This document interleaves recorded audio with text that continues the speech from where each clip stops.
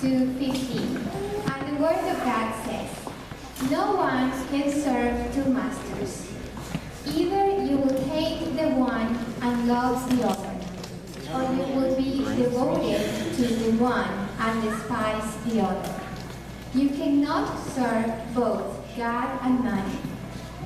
The Pharisees who loved money heard all this and made fun of Jesus.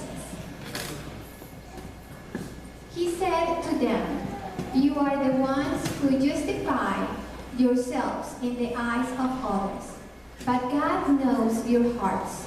What people value highly is detestable in God's sight." May God bless the reading of His word. I thought about that as I read the scripture reading for today. You'll remember that Jesus begins this reading by saying, "You cannot serve two masters." And he goes on to explain that a little bit and say that you cannot serve two masters because you cannot have integrity. Right? When you're making promises to do two different groups or two different people that want two completely different things from you, you can't keep your integrity straight. You can't live a life of integrity. And he sort of mentions that, says that to the Pharisees as well. And that's important to us. It should be. Living lives of integrity. And it is hard. It is hard, for despite what Jesus says here, there are lots of masters in our lives. There are lots of people that are calling on us to do lots of different things and make lots of different commitments. Let's just put it this way. There's lots of people to please out there in the world. I think about this as I think about the lives of our young people, our youth, our teenagers today. And think about all the people that they have to please. They've been growing up and now they're teenagers. Their lives are changing. They're getting, lives are getting different. There's more people to please in life, more people that have to juggle. Their peers have become more important to them. Their friends, their closest friends are more important to them. They've got coaches and teachers and parents. They've got the culture that's now they're very aware of. And that's sort of becoming their master, or can become their master. And how about technology? Technology can become a master for our young people, just as it can for us adults who keep our cell phones so close to us. We know our teenagers love to keep their cell phones nearby and close at hand. It's ironic to me, we buy the cell phones to keep up with our teenagers, but then they use them to keep up with their friends. So it's a whole different thing. And think of all the different, all the different pressures they have upon them. It's nothing new there, right? Teenagers have a lot of people that are calling on them, that are trying to influence them. But that's just the minor leagues. That's just getting ready for adulthood. And boy, that's when it becomes serious. That's when the masters in our lives are calling on us to do greatly different things that can contradict each other. And boy, our livelihoods can depend on those people that are in charge. Our bosses at work, our clients, our customers, our friends too, and our peers. And here's one thing for us adults, because we just sort of start accumulating our possessions.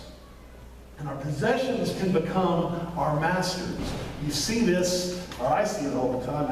Every time I get something, now here's something new that I've got to look after, I've got to keep track of, I've got to maintain and protect and secure and make sure it doesn't get robbed. And if it sits outside, find a chain to go around it. And it becomes my master.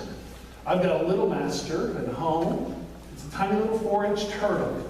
And it sits right next to our breakfast table. And that little turtle swims around. And every day on my day off, I've set an alarm to go off to remind me to check in on the turtle's tank and to make sure it's clean and that the filter's working and the heater's working. It's a little tiny turtle, but believe me, it is my master too. It's a responsibility that I've got to take care of. And it's calling on me, just as all the others on all the different days are calling on me.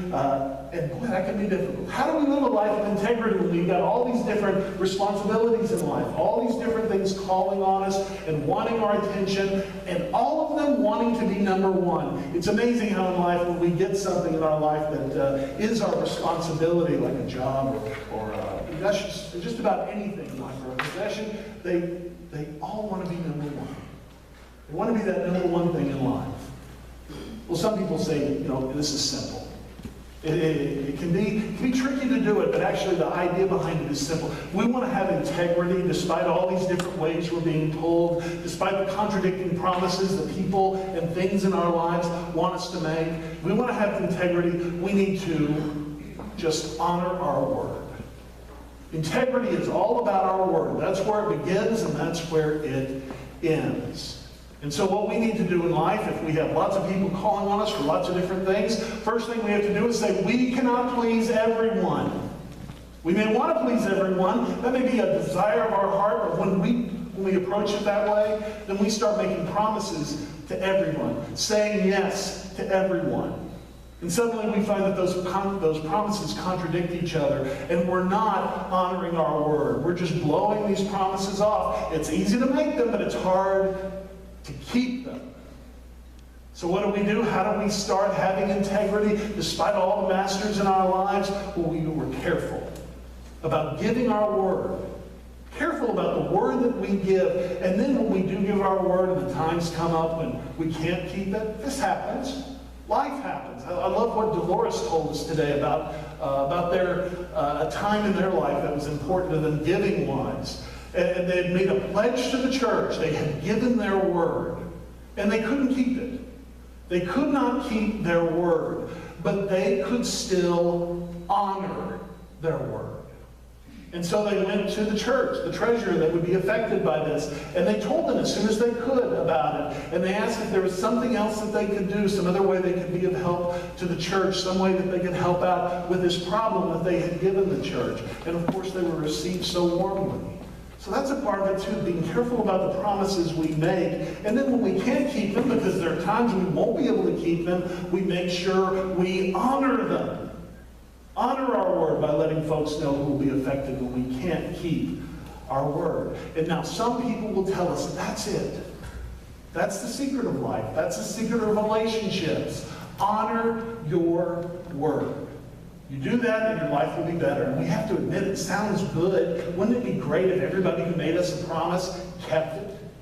Wouldn't it make us feel better as individuals if we were so careful about the promises we made, if we were so careful about the times when we couldn't keep them, that we'd try to make up for them the best we could? Wouldn't that make us feel good about ourselves? Yeah, it's not bad. But there's something missing. Something else that needs to happen. And it's this.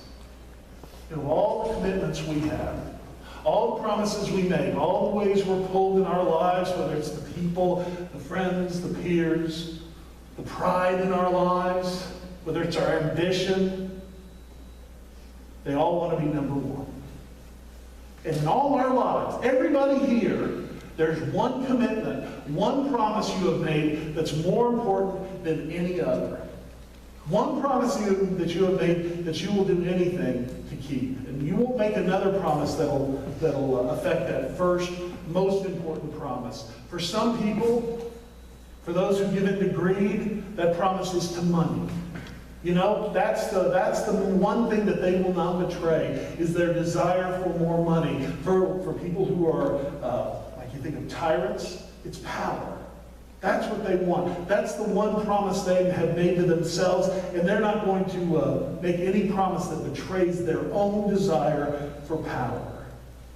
For careerists, it's ambition. For materialists, it's not money, it's things. And that's the promise they've made. And that's number one in their lives. And so we ask ourselves, then, how do we handle this? How do we handle all the concerns of life, all the people trying to pull on us and take us into different directions? Well, we honor our word first, yes, but then we recognize and realize that only one thing in our lives can be number one.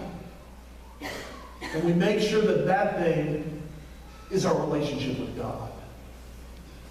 Through His Son, Jesus Christ. And when we keep that number one, it blesses everything else.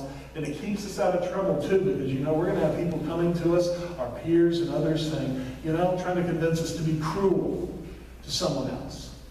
Now, let's be mean to this person. Let's be ugly to them. And it would be so easy to agree to that, to make that promise. But when our relationship with God is number one, we will not make that agreement. We will not be cruel to others. There may be someone at work who comes up with an idea for a way that we can cheat our bosses, or we can cheat our customers. And we could give in to that. We could make that promise. We could make that commitment. But no, because our number one commitment is our relationship with God. Our number one commitment is following His Son, Jesus Christ. we won't make that promise. You see, every other good promise we make will be blessed and will be made stronger by keeping God number one. And we're right here at the beginning of a brand new week. And all of your bosses, all of your commitments from the past, the promises that you made in this week, they are all going to be scrambling to be number one. Number one in your life, number one in your heart, your ultimate concern, the one promise that you will not break. Right now, the angels hold their breath and they wait for our decision. Will we, in these days ahead, make God number one? By following His Son, Jesus Christ. And will we make that promise that we have made to God, to be His children? Will we let that bless every relationship and every good promise and decision we make in this week to come? Let us bow. Loving God, help us to be people of integrity. Help us to do that by honoring our word. And Lord, help us to do that by always keeping you number one among all those things that are pulling on our lives. So Lord, help us to feel the blessing of your presence every day as we make promises, as we make decisions. Help us to feel your love in our hearts. In Jesus Christ's name we pray. Amen.